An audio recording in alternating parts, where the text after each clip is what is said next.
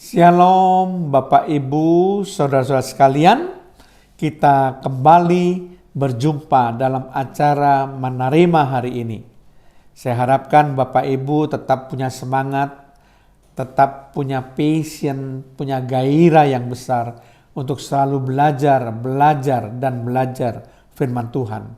Karena ketika kita belajar firman Tuhan, makin mengisi hati kita dengan firman Tuhan, maka kami percaya pengaruh yang positif, yang luar biasa terhadap kerohanian Bapak Ibu saudara sekalian akan menjadi sangat besar, sehingga menjadi dewasa rohani, bahkan menjadi orang Kristen yang matang, dan iman kita akan bertambah. Karena iman itu tumbuh dari pendengaran, dan pendengaran akan firman Allah. Mari kita buka terlebih dahulu acara Menerima hari ini dengan doa.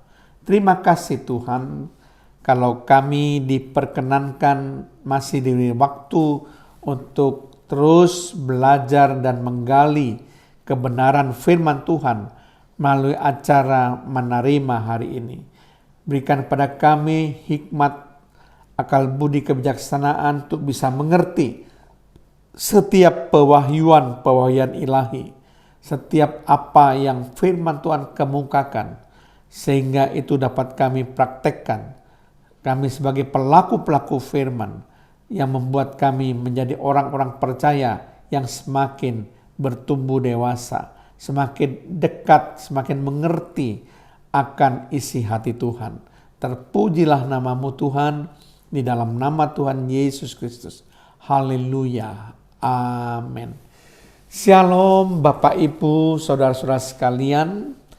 Topik kali ini dari Menerima hari ini yang akan saya bawakan adalah gereja yang terpelihara sempurna dan tak bercacat celah.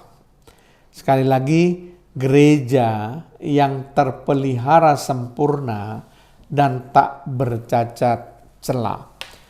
Nah, kalau kita membaca dalam surat 1 Tesalonika pasal yang kelima, ayat yang ke-23 sampai 28, maka di situ Rasul Paulus punya satu pengharapan bahwa gereja di Tesalonika ini nantinya akan menjadi gereja yang terpelihara sempurna dan tak bercacat celah. Jadi itu menjadikan harapan, karena dalam ayat yang ke-23 1 Tesalonika pasal yang kelima ini dikatakan demikian. Semoga Allah damai sejahtera menguduskan kamu seluruhnya, dan semoga roh, jiwa, dan tubuhmu terpelihara sempurna dengan tak bercacat pada kedatangan Yesus Kristus Tuhan kita. Kata semoga ini masih merupakan harapan. Tapi ini merupakan sesuatu yang diyakini oleh Rasul Paulus, bahwa gereja di Tesalonika akan menjadi gereja yang terpelihara sempurna dan tak bercacat celah. Nah, bagaimana caranya supaya suatu gereja bisa menjadi gereja yang terpelihara sempurna dan tak bercacat celah pada kedatangan Yesus Kristus nanti? Jadi ke depan gereja ini akan menjadi gereja yang demikian. Maka saudara bisa melihat paling tidak saya melihat ada empat rahasia supaya bisa menjadi gereja yang terpelihara sempurna dan tak bercacat celah. Kita akan mulai dari 1 Tesalonika 5 ayat yang ke-25. Jadi faktor pertama gereja itu bisa terpelihara sempurna dan tak bercacat celah itu adalah doa. Itu faktor pertama. 1 Tesalonika 5 ayat 25, saudara-saudara, doakanlah kami. Jadi Rasul Paulus meminta supaya gereja di Tesalonika berdoa untuk Rasul Paulus. Jadi memang gereja di Tesalonika itu adalah gereja yang berdoa. Gereja yang suka berdoa, suka mendoakan orang lain.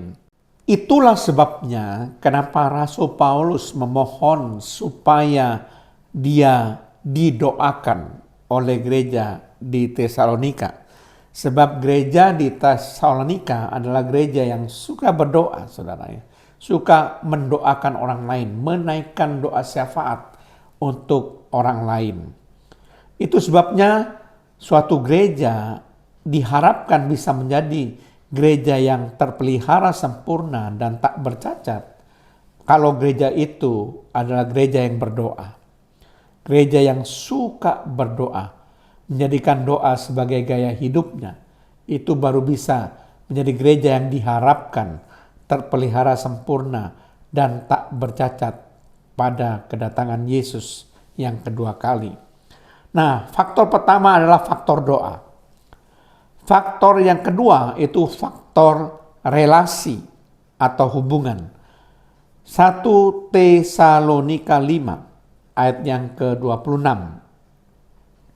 Sampaikanlah salam kami kepada semua saudara dengan cium yang kudus. Nah, saudara perhatikan di sini. Kalimat ini menggambarkan adanya suatu relasi dari Rasul Paulus dengan gereja di Tesalonika. Sehingga Rasul Paulus memberikan salam, bahkan diberikan satu kata-kata yang khusus, cium yang kudus. Jadi ada suatu relasi yang erat antara Rasul Paulus dan gereja di Tesalonika. Jadi relasi itu penting supaya gereja di Tesalonika itu bisa terus-menerus belajar. Melalui relasi ini mereka bisa saling mendukung satu sama lain, saling mendoakan, bahkan bisa dinasehati, ya, didorong semangatnya. Itu kalau ada relasi. Kalau tidak ada relasi, maka orang itu akan hidup sendiri, tidak akan bisa bertumbuh, tidak akan bisa maju dan berkembang. Perlu relasi untuk menjadi gereja yang bisa diharapkan terpelihara sempurna dan tak bercacat pada saat kedatangan Yesus yang kedua kali. Itu faktor yang kedua. Kalau faktor pertama doa, faktor yang kedua adalah relasi. Nah, faktor yang ketiga itu terdapat dalam 1 Tesalonika 5 ayat 27, yaitu faktor pengajaran. Mari kita baca. 1 Tesalonika 5 ayat 27.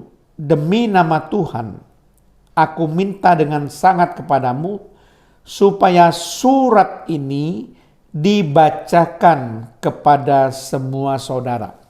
Nah, surat dari Rasul Paulus yang berisi pengajaran firman, sehingga akhirnya menjadi bagian dari Alkitab, yaitu surat 1 Tesalonika dan surat 2 Tesalonika, itu merupakan surat yang berisi pengajaran-pengajaran dan nasihat-nasihat firman dari Rasul Paulus kepada jemaat di Tesalonika. Nah, faktor pengajaran yang diberikan Rasul Paulus sekalipun melalui surat inilah yang akan bisa membuat gereja di Tesalonika diharapkan terpelihara sempurna dan tidak bercacat. Itu sebabnya saudara sekalian, pengajaran itu penting. Rasul Paulus seringkali mengajar jemaat-jemaat yang dirintisnya. Seringkali 2 tahun, 3 tahun Rasul Paulus sendiri turun untuk mengajar mereka.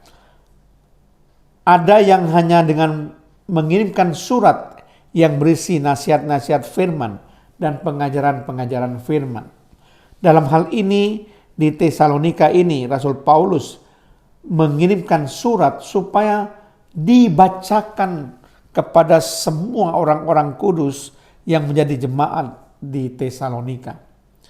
Nah, pengajaran itulah yang akan membuat gereja ini bisa menjadi dewasa rohani, mendewasakan rohani daripada gereja di Tesalonika.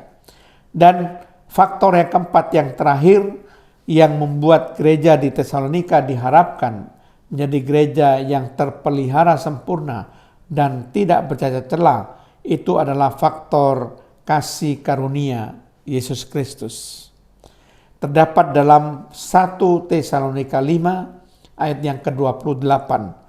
Kasih karunia Yesus Kristus Tuhan kita menyertai kamu. Jadi adanya kasih karunia Yesus Kristus yang memungkinkan gereja di Tesalonika itu diharapkan terpelihara sempurna dan tak bercacat celah.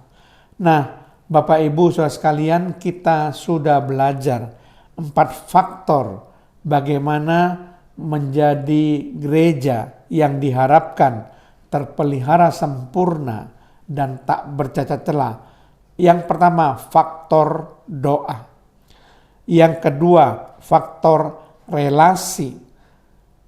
Yang ketiga, faktor pengajaran. Dan yang keempat, faktor kasih karunia Yesus Kristus. Amin. Terima kasih Tuhan, kalau hamba-Mu sudah menyampaikan kebenaran firman-Mu, agar kiranya firman Tuhan ini bisa menjadi pedoman atau penuntun dalam kehidupan kami, untuk kami melangkah di jalan yang benar, tidak menyimpang ke kiri dan ke kanan dari kehendak-Mu Tuhan. Terpujilah nama-Mu, dalam nama Tuhan Yesus Kristus. Haleluya. Amin.